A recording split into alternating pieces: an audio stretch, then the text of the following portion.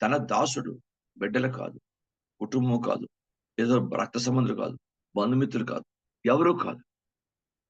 కానీ దాసుడు, ఆయన దగ్గర పనిచేస్తున్న దాసుడు.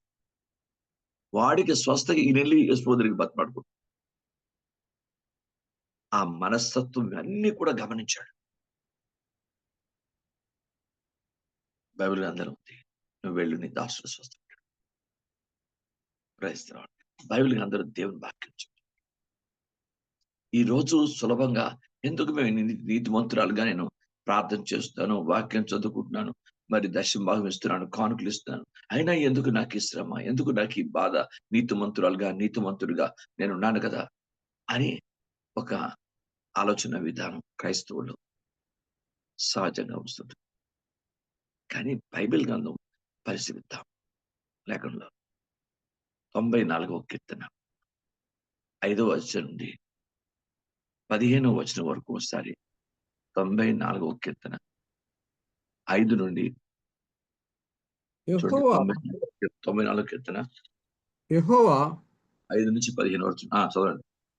యెహోవా చూచుట లేదు, యాకోబు దేవుడు విచారించడం లేదు అనుకుని, యెహోవా వారు నీ ప్రజలను కొట్టుచున్నారు, నీ స్వాస్థ్యమును బాధిస్తున్నారు.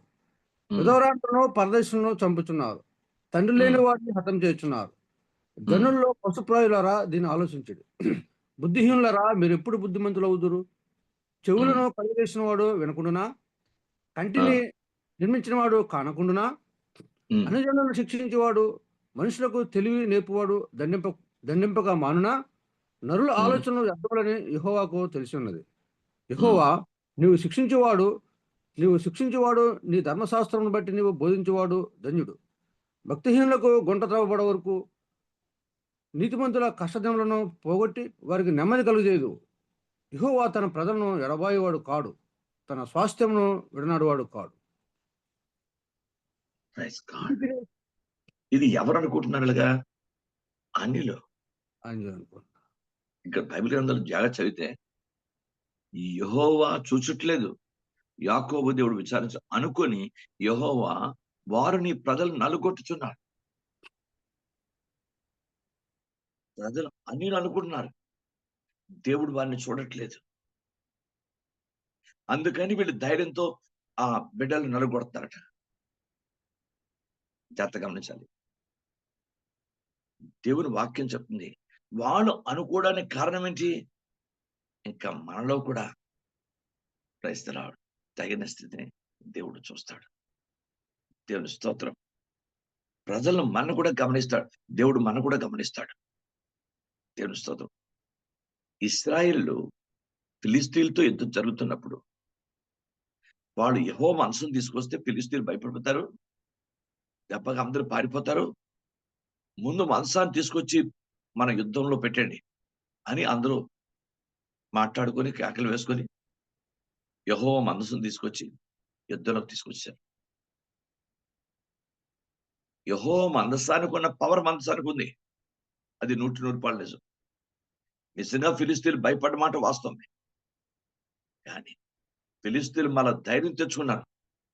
ఎలాగా? ఇశ్రాయేలు పరిస్థితిని బట్టి. మందస్సం యుద్ధంలో కాదు, మందస్సం జీవితంలో ఉండాలి, మందస్సం హృదయంలో ఉండాలి. మందస్సం అంటే దేవుని వాక్యమే. దేవుని మందస్సంలో ఏమున్నాయి? చిగురించిన అహరోను చేతికర్ర, మన్నగల బంగారు పాత్ర, దేవుడు మోషేకి ఇచ్చిన నిబంధన పలక, ఈ 3 దానిలో మనసులో పెట్టారు. ఈ 3 వాక్య సంబంధమే.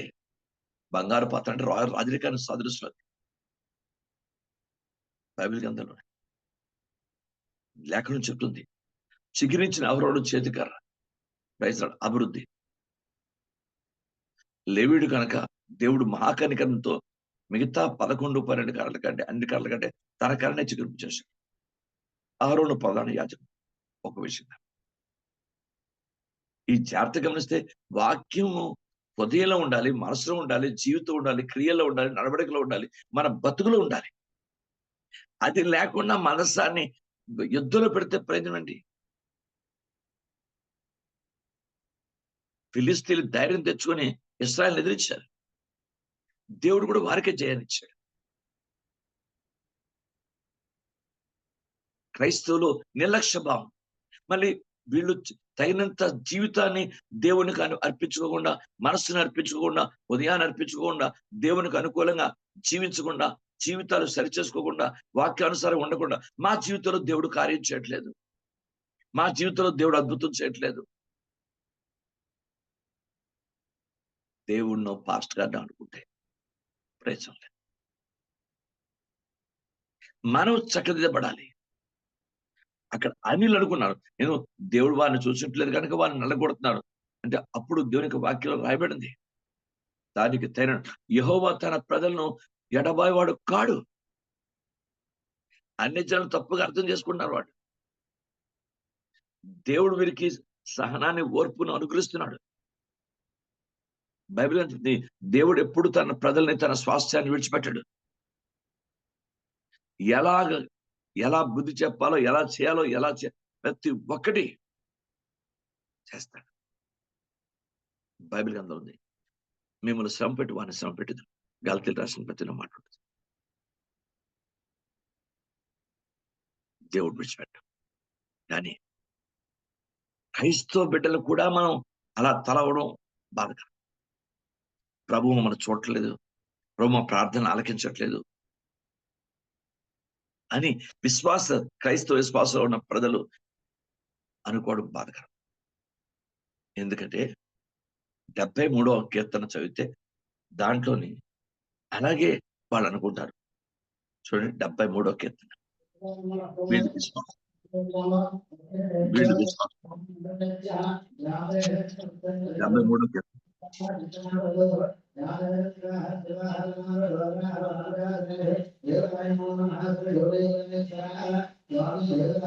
ఇశ్రాయేలీయుల శుద్ధ హృదయుల నిశ్చయంగా నా పాదం జాడు కొంచెం తప్పాను, నా అడుగులు జారసిద్ధమైన భక్తులను క్షేమం నాకు అంటపడినప్పుడు గర్వించి వారిని బట్టి నేను మర్చబడితే, మనమందు వారికి యాతన లేవు, వారు పుష్టిగా ఉన్నారు. ఇతరులకు కలుగు ఇబ్బందులు వారి కలుగు, ఇతరులకు పుట్టినట్లు వారికి తెగులు పుట్టదు. కావున గర్భము కంఠహారములు వారికి చుట్టుకొనుచున్నది, వస్త్రములలో వారు బలత్కారం ధరించుకుందరు. కొవ్వు చేత వారి కన్నులు మెరకలై ఉన్నవి, వారి హృదయాలోచనలు బయటికి కానవచ్చినవి. ఎగతాళి చేయొచ్చు బలత్కారం చేత జరుగు కీడును గూర్చి వారు గర్వముగా మాట్లాడదు. ఆకాశం తట్టు వారి ముఖము ఎత్తుదురు, వారి నాలుక భూసంచారం చేయను, వారి జనము వారి పక్షము చేయను, వారు జలపానం సమృద్ధిగా చేదురు. దేవుడు ఎట్లు తెలుసుకోను, మహోన్నతునికి తెలివి ఉన్నదా? ఇది ఎవరు? విశ్వాసం. అన్యులు అంత బాగున్నారు, వాళ్ళకి ఏ యాతన లేవు, ఏ బాధ లేవు. మరి మనకేంటి బాధ? ఇదిగో ఇట్టివారు భక్తులు. Praise the lord. మహోన్నతునికి తెలివి లేదా అనుకున్న వారు భక్తిపరులు కాదు. ఇదిగో ఇట్టివారు వీరు ఎల్లప్పుడూ నిశ్చిత గల వారు ధనవృద్ధి చేసుకోవద్దు. నా హృదయం నేను శుద్ధి చేసుకోండి, వ్యర్థమే. నా చేతులు కడుగు నిర్మలుడైనట వ్యర్థమే. దినమంతయు నాకు బాధ కలుగుతున్నది, ప్రతి ఉదయం నాకు శిక్ష వచ్చింది. ఇలాగూ వచ్చిందని నేను అనుకోని ఎడల నేను నీ కుమారుల వంశుడు మోసపుచ్చేవాడు అగుదును. ఆయనను దీన్ని తెలుసుకున్న వాళ్ళని ఆలోచించినప్పుడు నేను దేవుని పరిశుద్ధ స్థలంలోకి పోయి వారి అంతమును గూర్చి ధ్యానించే వరకు ఆ సంగతి నాకు ఆయాసకరంగా ఉంటాను. నిశ్చయంగా నీవు వారిని కాలు జారు చోటనే ఉంచి ఉన్నావు, వారిని నశించినట్టు వారిని పడవేయుచున్నావు. దేవుని పాదాల దగ్గర పరిశీలన చేసుకునే వ్యక్తిగా క్రైస్తవ సంఘం ఎదగాలి. ఎవరు మట్టుకు వాళ్ళు దేవుడు మనల్ని పరిశోధించక ముందే మనం పరిశీలన చేసుకుంటే ఆ పరిశోధనలో మనం ఆశ్చర్యపడతాం. దేవుడు పరిశోధించక మునిపే మనం పరిశీలన చేసుకుంటే మన జీవితాన్ని ఎక్కడ తప్పుతున్నాను, ఎక్కడలా ఉన్నాను, ఏంటి నా పరిస్థితి, నా జీవితం ఏంటి, నా క్రియలు ఏంటి, నా పత్తి ఏంటి, నా మాట తీరేంటి, నా బతుకేంటి, నా సాక్ష్యం ఏంటి, నా జీవితం ఏంటి, నేను ఎట్లా ఉన్నాను, ఇలాగ ఉన్నాను. అవును, ఎవరు మట్టుకు వాళ్ళము పరిశీలన చేసుకున్నాం అనుకోండి, దేవుడు పరిశోధించినప్పుడు ఆశ్చర్యపడతాం. దేవుడు అబ్రాహామును పరిశోధించినప్పుడు అతని విశ్వాసం వల్ల ఆయన భయభక్తులు కలిగి ఉండుట దేవుడు చూశాడు, రుజువు చేయబడ్డాడు. అబ్రాహాము ఇక్కడ క్రైస్తవులకి ఎవరి మట్టుకు వాడు పరిశీలన చేసుకునే అనుభవం రావాలి. నా మట్టుకు నేను బాగానే ఉన్నట్టు కనిపిస్తాను, నా క్రియలు నాకు బాగానే ఉంటాయి, నా ఇష్టాన్ని నెరవేర్చుకుంటూ ఉంటాను, నా తలంపులు నాకు బాగానే ఉంటాయి, నేను బాగానే ఉన్నాను, నా పర్లేదు. కానీ దేవుడికి నచ్చాలి కదా. నా క్రియలు, నా మాటలు, నా పరిస్థితులు, నా బతుకు, నా సాక్ష్యము, నా జీవితం, నా క్రియలు దేవునికి అనుకూలం అవ్వాలి కదా. ఆలోచించండి. అందరినీ ప్రార్థించండి, ప్రార్థించండి, ప్రార్థించండి అని చెప్పి గంటల కొద్దీ మీరు ప్రార్థిస్తారా? నేను హాయిగా తిని పడుకొని లేచి ఎప్పుడో నాకు ఇష్టపడి నేను చేసుకొని హాయిగా నేనుండి నాకు దేవుడు కార్యం చేయట్లేదని నేను మనసులో అనుకుంటే తప్పెవరిది, నాదా ఇదా? మీరు బానే ప్రార్థన చేస్తున్నారు, మరి నేను బాగుండాలి కదా. నేను కానీ అనుగుణ నా జీవితాన్ని, నా ఉదయాన్ని, నా మనసు, సంఘంలో ఉన్న ప్రతి ఒక్కరు కూడా జ్ఞాపకం చేసుకో. ప్రతి క్రైస్తవ బిడ్డ ప్రపంచంలో జ్ఞాపకం చేసుకోవాల్సిన విషయం. నేను ముందు దేవునికి అనుకూలంగా ఉంటే ప్రజలు అప్పుడు నేను అనుకోను దేవుడు నాకు కార్యం చేయట్లేదు, నా దేవుడు మాట వినట్లేదు, నా ప్రార్థన అంగీకరించట్లేదు. ఎప్పుడు సౌలు తప్పేన తర్వాత మాట. ఇది 28వ అధ్యాయం మొదటి సమూయేలు గ్రంథం 28 వస్తే, యెహోవా నన్ను చూసట్లేదు, నా ప్రార్థన ఆలకించట్లేదు, నాకు కలగా ద్వారా గాని ఆధ్యాత్మ్యం గాని ఒక మర్మం గాని ఆయన బయలుపరచట్లేదు, నేను ఇప్పుడు యుద్ధానికి వెళ్ళాలి లేదని ఎక్కడ సమాధిలో ఉన్నటువంటి సమూయేలుని కర్ణపిశాచుల విద్య ద్వారా బయటకు రప్పిస్తాడు. నన్ను ఈ దేవుడు పట్టించుకోవట్లేదు. ఎందుకు పట్టించుకుంటాడు? నువ్వు అన్యత్వాన్ని నాశనం చేయవయ్యా. పసిపిల్ల సైతం దాని అర్థం ఏంటంటే మనుషులను చంపడం కాదు అక్కడ, అన్యత్వాన్ని నాశనం చేయమన్నాడు. అమాలేకీలో ఉన్నటువంటి దైవాక్యాన్ని వ్యతిరేకమైన స్థితిని నాశనం చేయమన్నాడు. వాళ్ళ అన్యత్వాన్ని అతను చూసుకొని గర్వపడుతూ విర్రవీగుతూ వాక్యాన్ని వ్యతిరేకంగా ఉన్న అమాలేకీల్ని దర్శించి చంటి బిడ్డ కూడా మిగల్చకుండా నాశనం చేస్తున్నా అన్నాడు. అన్యుడిని పట్టుకొస్తావా? నీకెందుకయ్యా అన్నుడు? అగమరాజు మనం ఏం చేసుకుంటాం? నువ్వేం చేసుకుంటావు? అగమరాజు అగమరాజుని చంపాలి కదా. నీకెందుకయ్యా బలిసిన గొర్రెలు? ఇస్రాయల్ దేశంలో బర్రెలు గొర్రెలు మంచి మంచివి లేవా? బలిసిన గొర్రెలు వాటి వీటి నువ్వేం తెచ్చుకోవాలి? దేవుని మాటను పెడచెవిని పెట్టావు. ఇంకా దానికి పైగా నేను యుద్ధాన్ని గెలిచానని చెప్పేసి జయ శిల్పాన్ని తీసుకొచ్చి కరిమేర పర్వతం మీద పాతేస్తున్నావు. నువ్వు చేసింది నువ్వు బాగుందని నువ్వు అనుకుంటున్నావు. దేవుడు నీ యందు చాలా బాధపడుతున్నాడు. ఎందుకు నేను రాజుగా చేశాడా అని బాధపడుతున్నాడు. ఎందుకు నేను రాజుగా చేశాడు వ్యక్తిని? బెన్యామీయుడు అన్నిట్లో ఆఖరి గోత్రుడు, సరిగోత్రుడు, ఎన్నిక లేని వాడిని తనే చెప్పాడు. కనుక అలాంటి వాడిని తీసుకొచ్చి మంచి ఉన్నతంలో ఇశ్రాయేలుకి మొదటి రాజుగా నియమిస్తే ఇశ్రాయేల్ కోరుకుంటారు, న్యాయాధిపతుల తాలూకా పరిపాలన కాదు, మాకు రాజుల పరిపాలన కావాలి, మాకు రాజు నిర్మించమని నియమించమని. అప్పుడు దేవుడు సమూయేలుతో అంటాడు, వారు నీ మాటే కాదు నా మాట కూడా పక్కన పెట్టారు. వాళ్ళకి దైవ దృష్టి యోగ్యమైన న్యాయాధిపతుల పరిపాలన అక్కర్లేదట, రాజు పరిపాలించాట. కనుక సరే వారు చెప్పినట్టు ఒక రాజుని వారు నియమించు అని దేవుడే సమూయేలుతో చెప్తాడు. ఇగో కీషు కుమారుడు ఉన్నాడు సౌలు, అతని రాజుగా నియమించు. అతడు ఫస్ట్ స్టెప్ లోనే దేవుడు పంపించిన మొట్టమొదటి యుద్ధానికి అతడు వెళ్ళి అమాలేకీలు సంపూర్ణంగా నాశనం చేసి నువ్వు రావయ్యా అంటే, దేవుని మాటను పక్కన పెట్టి అన్యత్వాన్ని నాశనం చేయకుండా అన్యత్వాన్ని తన దేశంలోకి తీసుకొచ్చాడు. ఆ బలిసినెడ్లను, ఆవులను, గొర్రెలను, లేక అగవరాజును, ఇవన్నీ అన్యత్వాన్ని తన దేశాన్ని తీసుకొచ్చాడు. అన్యులు నాశనం చేయమని చెప్పాడు. నువ్వు అన్యత్వాన్ని ఇంట్లో పెట్టుకుంటే ఎలా? అన్యత్వాన్ని దేశంలో నీ మనసులో పెట్టుకుంటే ఎలాగా? అన్యత్వాన్ని బతుకులో పెట్టుకుంటే ఎలాగా? పేరుకి క్రైస్తవురాలుగా ఉంటే లోపల అన్యత్వం జీవిస్తా. ఇవన్నీ మనకి హెచ్చరిక. మరి మనం దేవుని దగ్గర ఎలా విచారింపదగినాం? బైబిల్ గ్రంథం పౌలు గారు స్వయంగా డైరెక్ట్ గా పేతురుతో అంటాడు, యూదుడివైన నీవు అన్యులుగా ప్రవర్తిస్తున్నావు. అన్యులు యూదులు కావాలని నువ్వు ఎలా కోరుకుంటావు? పేతురు ముందు పుట్టాడు, ఆయన పౌలు గారి ముందు పుట్టాడంటే పేతురు ముందు ఆత్మీయంగా మొట్టమొదటి రక్షణ పేతురే. అలాంటి పేతుర్ని ప్రశ్న వేశాడు పౌలు గారు. పేతురు ఆ దైవజనుడు చెప్పిన మాట విని తన జీవితాన్ని సరిచేసుకున్నాడు. బైబిల్ చెప్తుంది కనుక దేవుడి మీద మనం నింద వేయడం, దేవుడి మీద నా మాట యెహోవా నన్ను చూడట్లేదు, యెహోవా నా ప్రార్థన అంగీకరించట్లేదు, యెహోవా నా పక్క. మరి సౌలు దైవ చిత్తాన్ని వ్యతిరేకం చేసి ఇప్పుడు నేను చూడట్లేదు ఎలాగా? అప్పుడు సమూయేలు చెప్పింది, యెహోవా ఎరిగిన భాష నేను కూడా ఇచ్చాను.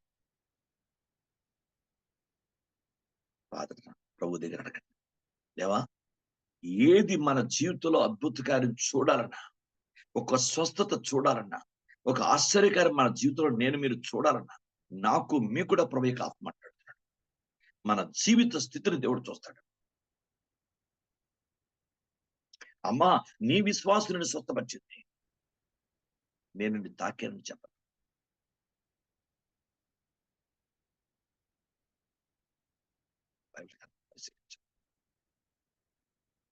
దేవుడు నీ విశ్వాసం నిన్ను స్వస్థపరిచాలని చేస్తాడు.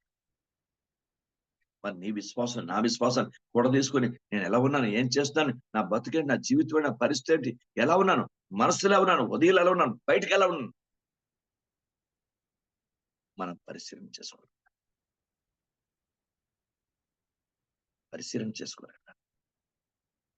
నేను మీకు ఎప్పుడు ఒక ఉదాహరణ చెప్తుంటాను. విమానం వెళ్తున్నటువంటి రన్వే వెళ్తున్నటువంటి ఆ టైరు పెద్దగా అన్నం పడిపోకలేదు, చిన్న హోల్ పడితే చాలు టైర్లో గాలి అరవదు. అది రన్వేలోకి వెళ్ళదు. రన్వేలోకి వెళ్లకుండా అది ఎప్పుడు కూడా విమానాన్ని సడన్ గా పైకెత్తి టేక్ చేసి గాలిలో పైకి లాగు. జాగ్రత్త గమనించాలి. విమానంకి వస్తున్న కెపాసిటీ విమానంకి ఇచ్చాడు, హెలికాప్టర్కి వస్తున్న కెపాసిటీ హెలికాప్టర్ వెళ్ళిపోతుంది. ఎందుకు? హెలికాప్టర్కి పైన ఫ్యాన్ దాని పవర్ కొంత లోపల మోటార్లో పవర్ కొంత లిఫ్టప్ చేస్తుంది. ఈ రోజు దేవుని దగ్గర నేను మీరు కూడా ఎప్పుడు దేవుడు నిందగా మాట్లాడు, ఎందుకో దేవుడు నా చూడట్లేదు, ఎందుకో దేవుడు నా పక్షాన బాగా కోపడుతున్నాడు అన్నట్టు లేదు. నేనే దేవుణ్ణి బాధ పెట్టాను, నేనే దేవుణ్ణి దుఃఖపరిచాను. నా క్రియలు కానీ, నా బాధ, నా విధేయత కానీ, నా విశ్వాసం కానీ, నా జీవితం కానీ దేవునికి పూర్తిగా అనుకూలంగా లేదు. ఎక్కడో ఏదో తప్పు జరిగి నా బతుకులో, అందుకే నేను ఇలా ఉన్నాను, అందుకే నా జీవితంలో కార్యం జరగట్లేదు. తండ్రి నన్ను క్షమించయ్యా, నీ కనికరమతో నన్ను క్షమించు ప్రభా, నన్ను పవిత్రపరిచి నన్ను యోగ్యపరిచి నా జీవితంలో అద్భుతం జరిగించున్నారా అంటే దేవుడు తప్పకుండా కార్యం చేస్తాడు. నీ బ్యాక్గ్రౌండ్ అవసరం లేదు. నువ్వు అది నువ్వు పాపాన్ని విడిచిపెడితే చాలు. మనస్సే వెంటనే తన జీవితంలో తాను దైవ దృష్టి వ్యతిరేకంగా చెల్లంగి వారితో స్నేహం చేసి తన పిల్లల్ని అగ్నిగుండంలో తొక్కించి దైవవాక్యాన్ని వ్యతిరేకంగా ప్రవర్తించినటువంటి మనస్సే ఒక్కసారి తన రాజ్యాన్ని దేవుడు తీసేస్తే కన్నీటితో అంగలార్చి ప్రార్థన చేశాడు. మనస్సే తిరిగి అతని రాజ్యం అతనికి ఇచ్చిన బైబిల్ 2వ దినవృత్తాంతాల్లో రాయబడుతుంది. 33వ అధ్యాయం చూడండి, ఉందని 2వ దినవృత్తాంతం 33 తీయండి. నాకు మీకు కూడా మనందరం జీవితాన్ని, ఆత్మీయతని కొంచెం తక్కువ అంచనా వేసుకోకూడదు. మన ముందు మనం ఏంటి, మన యెహోవా మనం చూడట్లేదు. చూడండి 10 నుంచి ఒకసారి చదవండి. 2:33 10 నుంచి. యెహోవా మనుష్యకును అతని జనులకును వర్తమానములు పంపినను వారు చెవియొగ్గకపోయారు. కాబట్టి యెహోవా అష్షూరు రాజు యొక్క సైన్యాధిపతులను వారి మీదకి రప్పించను. మనిషే తప్పించుకుని పోకుండా వారు అతను పట్టుకుని గొలుసులతో బంధించి అతన్ని బబులోనుకు తీసుకొని పోయారు. అతడు శ్రమలో ఉన్నప్పుడు తన దేవుడైన యెహోవాను బతిమాలుకొని తన పితరుల దేవుని సన్నిధిని తన్ను తాను బహుగా తగ్గించుకొని ఆయనకు మొరలేడగా ఆయన అతని విన్నపంలోను ఆలకించి యెరూషలేములోకి అతని రాజ్యంలోనికి అతను తిరిగి తీసుకుని వచ్చినప్పుడు యెహోవా దేవుడే ఉన్నాడని మనిషి తెలుసుకున్నాను. మనస్సు చేసిన పని మామూలు పని కాదు. చెల్లంగా వారితో స్నేహం చేశాడు. దైవవాక్యాన్ని వ్యతిరేకంగా తన రాజ్యంలో ఏవి పెట్టాడో మంత్రాలతోనే, ముహూర్తాలు, లోక సంబంధంగా అన్ని రకాలు చేయించాడు. తన పిల్లల్ని అగ్నిగుండం తొక్కించాడు. ఇలా దైవ ప్రవర్తిస్తే దేవుడు అతను శిక్షించాడు. మళ్ళీ అతను పశ్చాత్తపడితే దైవ దృష్టి యోగ్యంగా యథార్థంగా, అప్పుడు దేవుడు తిరిగి అతని రాజ్యంలోకి తీసుకొచ్చాడు. సేమ్ మన జీవితంలో కూడా మనందరం పర్ఫెక్ట్ కాదు. ఎక్కడి దగ్గర తప్పున్నాం, ఎక్కడి దగ్గర ప్రభుని బాధ పెట్టాం, ప్రభు వాక్యాన్ని ఆత్మను దుఃఖపరిచాం, గాయపరిచాం. తండ్రి నన్ను క్షమించండి. యథార్థంగా దేవుని సెలవు వరపెడతాం. యథార్థంగా ఆయన సెలవు కన్నా మెయిన్ క్రిస్టియన్ పీపుల్ లో ఇదేంటే, నేను బాగా తప్పులేదు, నేనేం తప్పు చేశాను అన్నట్టు మన ఫీలింగ్స్ ఉంటాయి. మనం ఏం తప్పు చేస్తాం కాదు, ఎంతో తప్పు చేస్తున్నాం. తెలియ కొంత జరిగిపోతుంది, తెలుసుకుంటాను. లేఖనాలు ఇది. ఈరోజు తండ్రి పల్లర యెహోవా మమ్మల్ని చూడట్లేదని మనం అనుకోవడం లేదు. క్రైస్తవ దేవుడు చూస్తున్నాడు, చూడకుండా ఉండడం. న్యాయాధిపతుల గ్రంథంలో చూస్తే 6వ అధ్యాయం నుండి 11 నుండి 13 వచనం చదువు. న్యాయాధిపతుల గ్రంథం 6వ అధ్యాయం 11 నుండి 13 వరకు.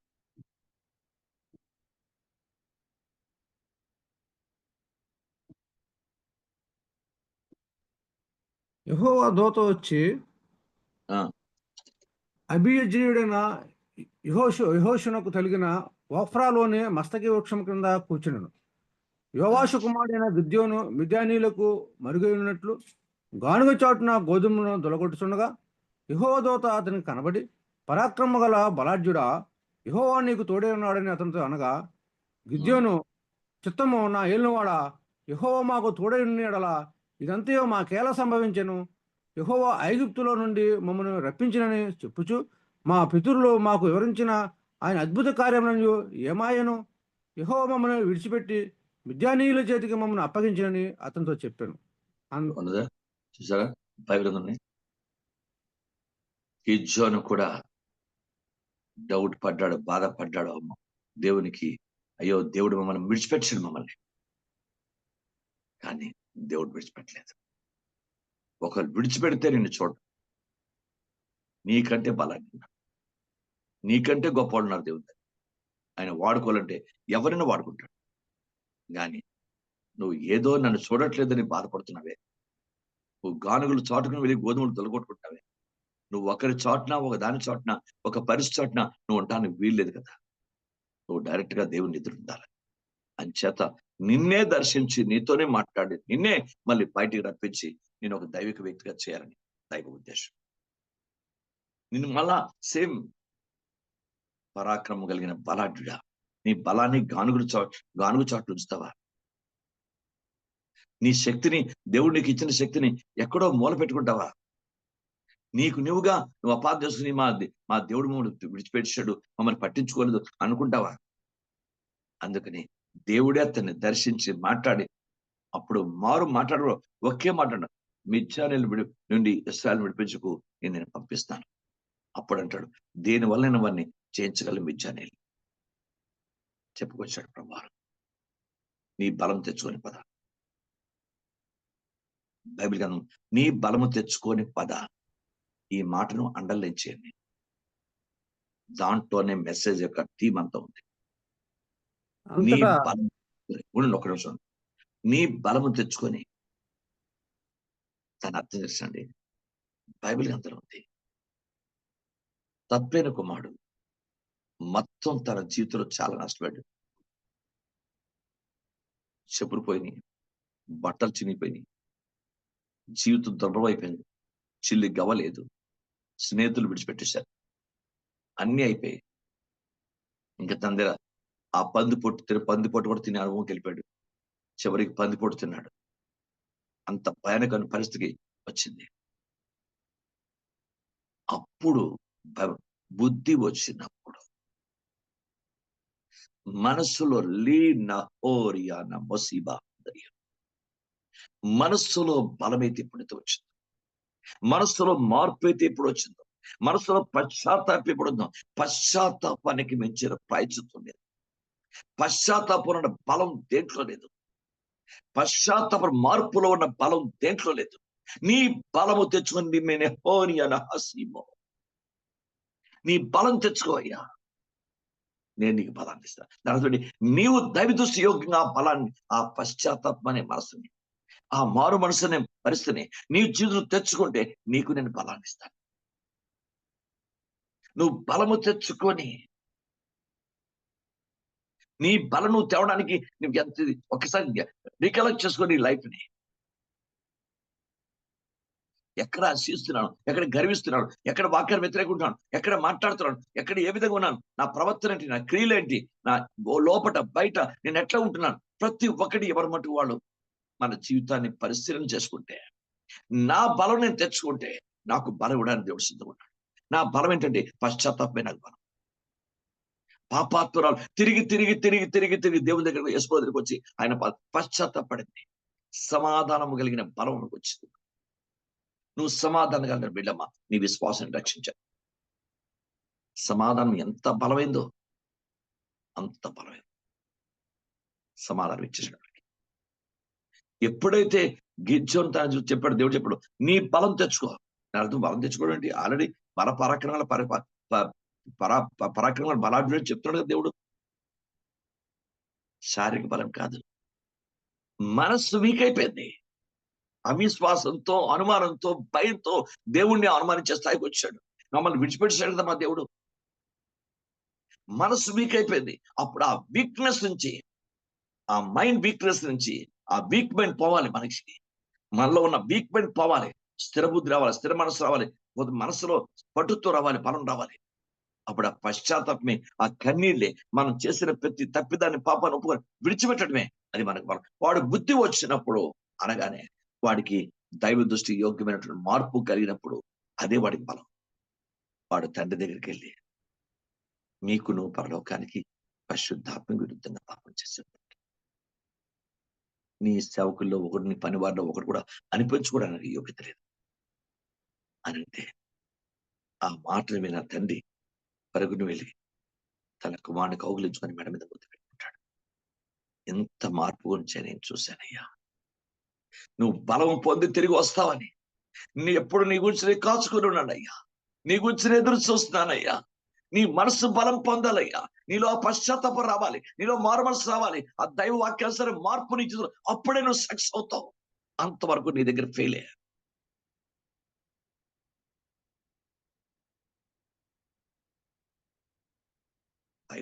మన కుటుంబాలుగా మీరు కూడా ఎందుకు ఫెయిల్ అయిపోతున్నాం? మన కుటుంబాల్లో ఎందుకు మనం ఫెయిల్ అవుతున్నాం? ఆత్మీయ విషయాలు, కుటుంబ విషయాలు, చాలా విషయాలు మనం ఎందుకు ఫెయిల్ అవుతున్నాం? మనస్సుకు తగిన బలం లేదు. మన మైండ్ వీక్ అయింది. దేవుని దృష్టికి మన మైండ్ వీక్ అయింది. ఆ మైండ్ తిరిగి దేవుని బలం పుచ్చుకొని పశ్చాత్తాపడి కన్నీరు కాచి దేవుని దృష్టిలో దావీదు పశ్చాత్తాపాన్ని పొందాడు, తిరిగి బలం పొందించుకున్నాడు.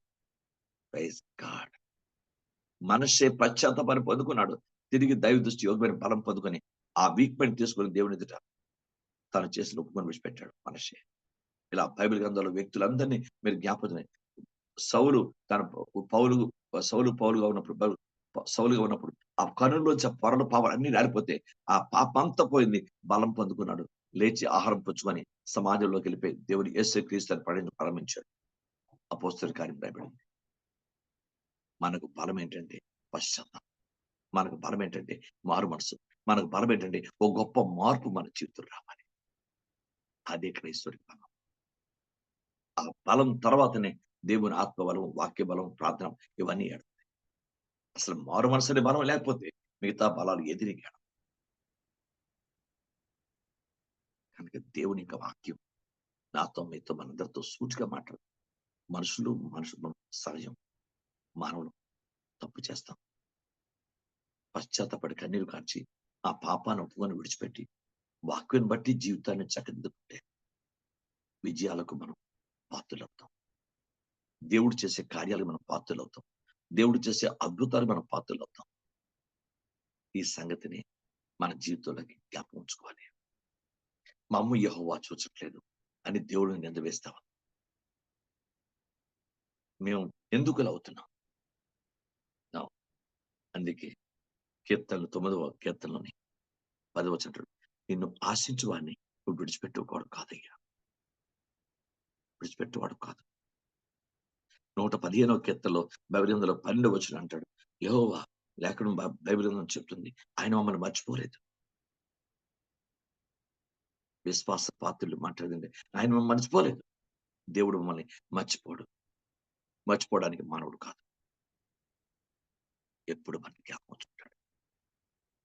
మర్చిపోయింది మనమే.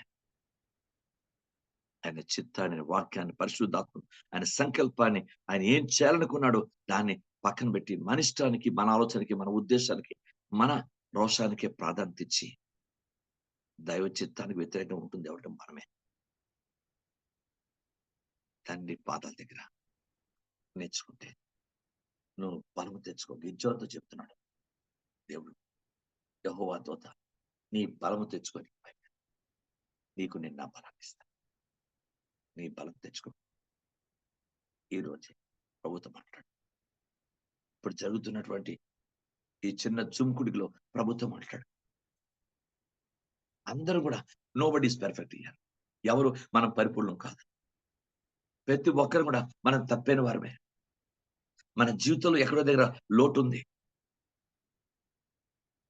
ఎక్కడో దగ్గర మన వీక్నెస్ ఉంది, మన మైండ్ ఎక్కడో వీక్ అయిపోయింది. క్షమించండి, క్షమించండి.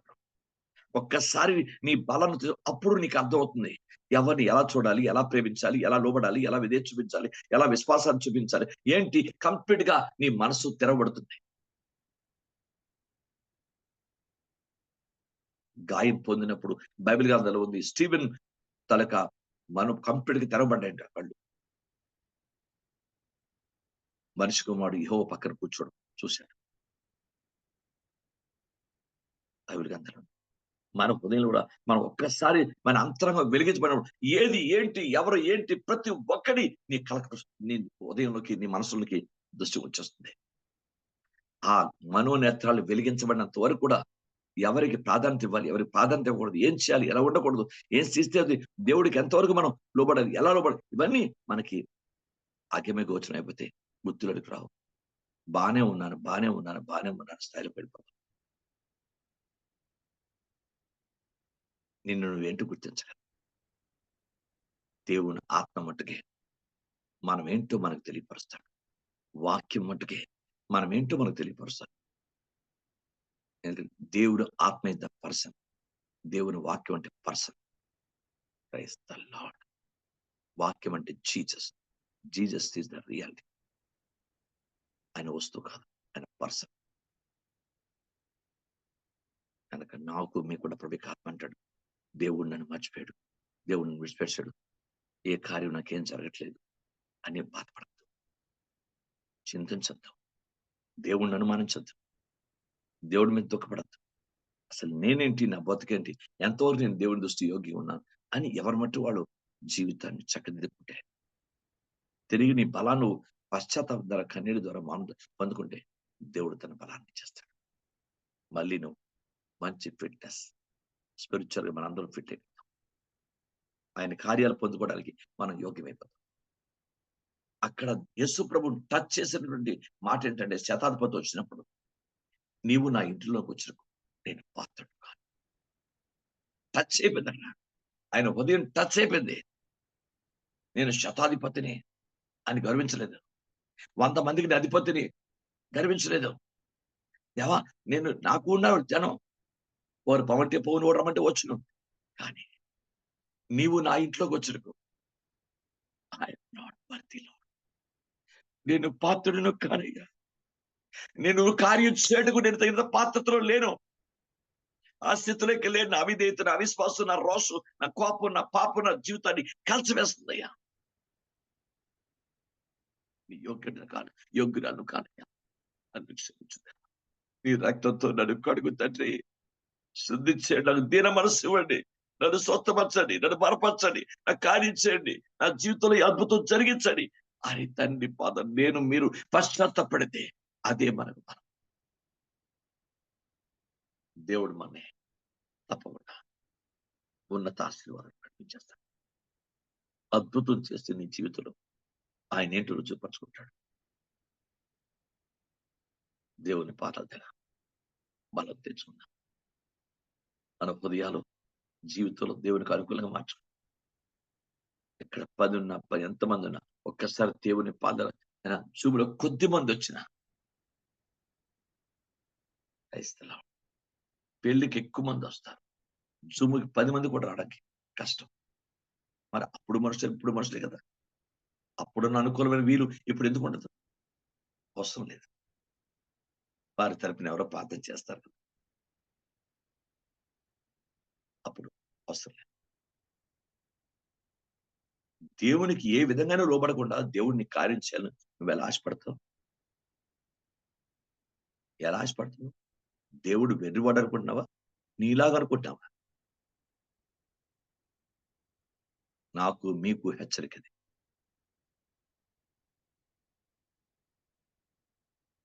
ఆయన కోరుకున్న స్థలానికి మనం వెళ్ళాలి. మనం అనుకున్న దీనికి మనం పాపానికి ఆయన రాడు.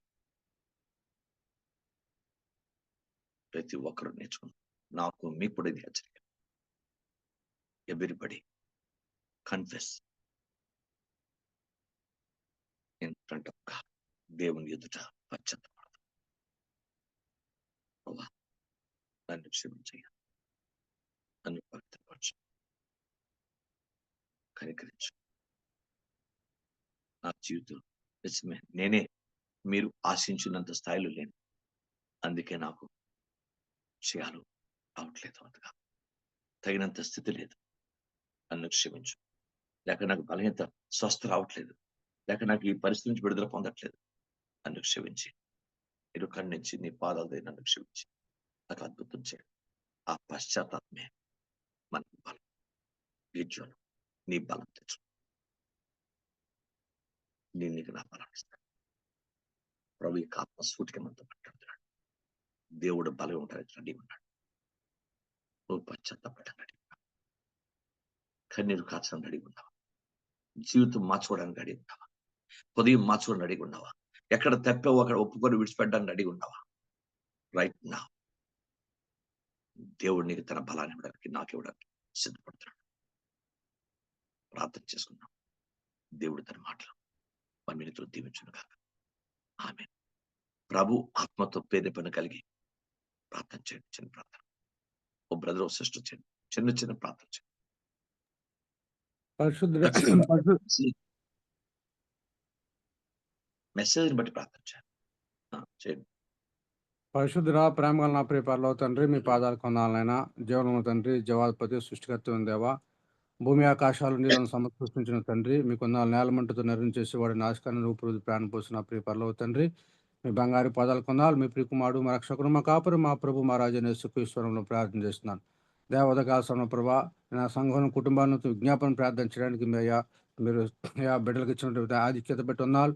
సేవకులు బిడ్డలు చేసిన ప్రార్థన ఆలకించున్నారు. మీ చిత్త ప్రకారం దీవించి ఆశించి వందనాలు చేసుకుంటూ ఆరాధన ద్వారా మహిమ పొందిన తండ్రి, లేఖనాల ద్వారా ప్రభా మాకు అయ్యానైనా యెహోవా లేడని జనులు ఎందరైతే అనుకుంటున్నారో అన్యులు ప్రభా, వారు బుద్ధిహీనత కలిగి ప్రభా, వారి పాప కృత్యములు చేస్తున్నారు ప్రభా. అయ్యా, మరి దేవుడు లేడని, యాకోబు దేవుడు విచారించట్లేదని ప్రభా వారు అనుకునే ప్రభా, అన్యజనులు ప్రభా జీవిస్తుండగా వారి యొక్క పాపాన్ని కొనసాగిస్తుండగా ప్రభా, మరి మీ బిడ్డలైన ప్రభా, మరి మమ్మల్ని ప్రభా నైనా అయ్యా మరొకసారి జ్ఞాపకం చేసుకుని మీరు ఉన్నారని ధైర్యం మాకు అనుగ్రహించని ప్రార్థన చేస్తున్నాను తండ్రి. అయ్యా ప్రభు అయిన దేవా, ఇకనైనా అయ్యా మనిషి విషయంలో ప్రభానైనా అయ్యా మరి తనకు తను తగ్గించుకున్నాడు ప్రభా. అయ్యా మరి అయ్యా బబులోనులో తను బంధించబడినప్పుడు ప్రభానైనా అయ్యా మరి తను తగ్గించుకొని దీనత్వం కలిగి ప్రభా మీ పాదాల చెంత గోజాడు ప్రభా. మీరు ఉన్నారని నా దేవుడిని చూస్తున్నాడు, నా మొర ఆలకిస్తాడని చెప్పేసి ప్రభా మనిషి తగ్గించుకొని అయ్యా తన యొక్క మళ్ళా రాజ్యాన్ని రాజుగా మరి పొందుకున్నాడు. ఆ రీతిగా ప్రభానైనా అయ్యా మరి గిద్యోను కూడా ప్రభానైనా విద్యార్థుల చేతికి తండ్రి ఇజ్రాయేలు వారు దేవుడు అప్పగించున్నాడని చెప్పేసి భావించి ప్రభా తన పని తను చేసుకున్నాడు ప్రభా. అయ్యా ఇదైనాను ప్రభా దూతం పంపించి ప్రభా అయ్యా పరాక్రమ బలజ్జుడా అని చెప్పేసి గిద్యోని బలపరిచారు ప్రభా. ఆ రీతిగా ప్రభా విజయం వచ్చి మిద్యానీల మీద గిద్యోనికి విజయం ఇచ్చారు ప్రభా. ఇజ్రాయేల్ వారిని కాపాడాడు. ఆ రీతిగా మమ్మల్ని కూడా మీరు మా మొర ఆలకిస్తున్నారని ప్రభానైనా మీరు మీ సన్నిధి మాకు తోడుగా ఉందని ప్రభా మేము తండ్రిని భావించి ప్రభా అంతే గొప్ప విశ్వాసం మాకు అనుగ్రహించని ప్రార్థన చేస్తాను. మాకు మా వ్యక్తిగత జీవితాలు, కుటుంబ జీవితాలు, సంఘ జీవితాల్లో గొప్ప విజయాలు మాకు అనుగ్రహించాను ప్రభానైనా. ఎటువంటి నైనా బలహీనత లేకుండా ప్రభానైనా మా దేవుడు మాకు తోడుగున్నాడని చెప్పేసి బలహీనతలో బలం పొందుకుని కృప మాకు అనుగ్రహించమని ప్రార్థన చేస్తాను తండ్రి. గిద్యోని ఏ రీతిగా బలవంతుడయ్యాడు, మనిషి ఎలాగే తగ్గించుకున్నాడు, అటువంటి స్థితి మాకు దయచేయని ప్రార్థన చేస్తాను తండ్రి. ఆ నిజులను భావించినట్లుగా మరి యెహోవా చూచట్లేదు, యాకోబు దేవుడు విచారించట్లేదు అనే స్థితి మాకు లేకుండా ప్రభా, మా దేవుడు మాకున్నాడనే ఆలోచన కలిగి ముందుకెళ్ళేటువంటి జీవితాలు మాకు అనుగ్రహించమని, హితబడిన వాక్యం అందరిలో ఫలించమని, మహిమ ఘనత ప్రభావాలు మీరే పొందమని యేసుక్రీస్తు వారి పరిశుద్ధ నామములో చిన్న ప్రార్థన అడిగి బతిమాలి పెడుతున్నాను తండ్రి. ఆమేన్. ఆమేన్. ఓ సిస్టర్ ప్రార్థన చేయండి.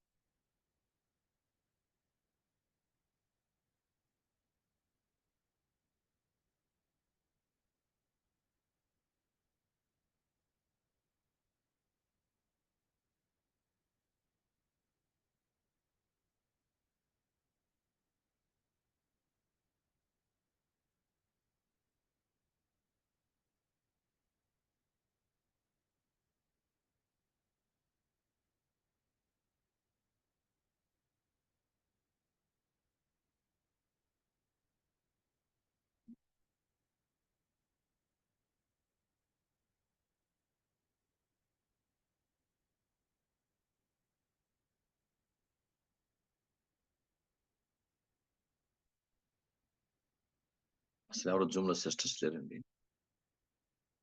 వెళ్ళిపోయారు అందరూ. పరులకు ప్రచేసి మీకే వేలాది వందనాలు స్తోత్రాలు ప్రభా. సర్వోన్నతుడి వేచివాధిపతివి నమ్మదగిన వాడా మీకు వందనాలు ప్రభా. అయా మీ సేవకు నిలబెట్టుకుని కాసు ఆట విధానం బట్టి మీకు స్తోత్రములు తండ్రి ప్రభా.